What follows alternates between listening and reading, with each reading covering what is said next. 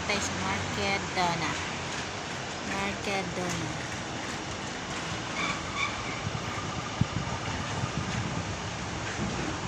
Mercadona. Bili tayo ng gatas. Bili lang ng gatas, guys. Mainit. Gatas lang binili ko, guys. Gatas. Last day kasi. Last day today, guys. July 30. July 30, 2025. Pabalik na kami sa Kuwait. Bukas, July 31. Gatas lang binili kasi pang milk tea ng amo. Lakad-lakad lang tayo. Lakad. Kung sa Kuwait guys, kada punta ng Jamia naka sasakyan. Dito sa Spain punta ng mga bilihan, naglalakad ng sombrero tayo kasi mainit dito, guys. Mainit.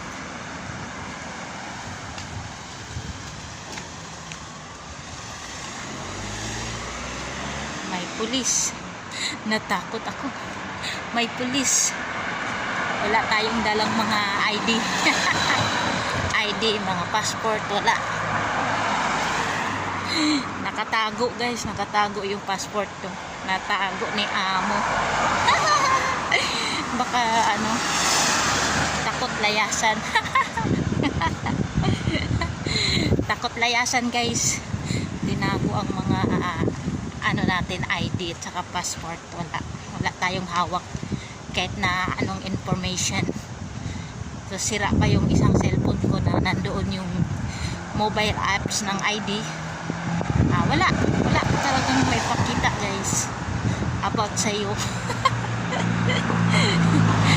Wala tayong dala. Hindi ko rin naman gagawin yun, yung tatakas. So maraming mga kababayan natin na tumakas dito kasi siyempre oportunidad na nila dito, kasi siyempre malaki talagang sahod dito, guys. Malaki talagang kikitain mo dito. Euro ba naman versus dinar. Malaki dito, guys, ang oportunidad na nila yun. Opportunity na ng iba yun. Gusto nilang tumakas. Kung may sasalo agad sa'yo, kung may kaibigan ka dito na sasalo agad sa'yo, sasagot ng mga gastusin mo. Hindi naman kasi basta-basta pwedeng lumayas ka dito na wala kang pera. Kailangan mo rin ng pera, di ba? Ako di ko kailangan yun. Tiyaga na lang ako dito sa kong amo, bisag kuripot ni. Tiyaga na lang ko. At least naamay kaon. At least na i-budget sa kaon kada gala. Yun ang importante. Kasi yung iba dito, guys, yung ibang mga katulad ko na mga OFW, mga nanis, na pag kasama yung alaga sa galaan, hindi sila kasama sa budget sa pagkain, guys. Siyempre nakakagutom kaya yung lakad ka ng lakad, sunod ka ng sunod ng alaga mo sa galaan. Nakakagutom kaya yan, yung lakad ka ng lakad, diba? Tapos wala silang budget, papakainin lang sa kain na lang daw pag uwi sa bahay. Anong oras ka uwi sa bahay? 1:00 ng madaling araw? 1:30 ng madaling araw? May gana ka pa bang kakain nun? Siyempre pagod ka na, gusto mo na magpahinga. Buti kung pagdating mo sa bahay makapagpahinga ka kaagad. Hindi naman, kasi siyempre aasikusuhin mo yung mga bata, yung mga alaga nyo. Papaliguan, bihisan, o ganyan, di ba? Wala nang ganang kumain pag ganyan, tulog na lang. May ganoon talaga mga amo ba, kuripot, masyadong kuripot pati sa pagkain. Kaya thankful na lang din ako dito sa aking amo kasi may budget naman sa pagkain. Yun, kain talaga ako. May mga fried rice naman na may kasama ng ulam. Yun, kain talaga ako ng kanin. Bahala kayo dyan. Kahit bawal, Bawal na sa akin ng maraming kanin, pero kain pa rin ako, guys. Gutom eh. Ang gagawin ko, di ba? Bahala sila dyan. O, di ba? O, bakit tuminto ka?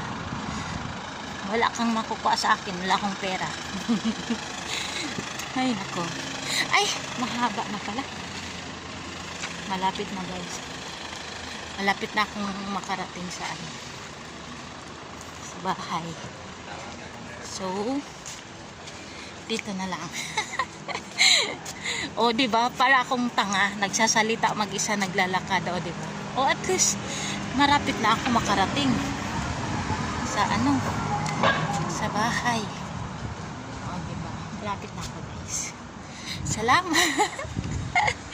Salamat sa inyo, guys. See you, Kuwait, tomorrow. August 1, nasa Kuwait na yata kami. August 1, madaling araw. Ang dating yata namin, siyempre mga 6 to 7 hours ang biyahe, Malaga to Kuwait. Malaga Airport to Kuwait Airport, mga 6 to 7 hours. Galing dito sa bahay namin, papunta sa airport, mga 1 hour ang biyahe sa van, sa sasakyan. So, ay, mahaba-habang biyahe na naman to bukas. Salamat, guys. Thank you for the love and support. Thank you so much. Andito na ako. Mainit kaya kasi anong oras na ngayon? Alas 2. Alas 2 ng hapon ngayon, guys. Sobrang init na mahangin. Pero yung hangin naman is malamig. Parang Pinas lang. Sus, may naglilinis ng daan. Sige na, guys, bye bye na. Thank you for watching. Thank you sa mga manunood. Team Marley, mga langga, thank you.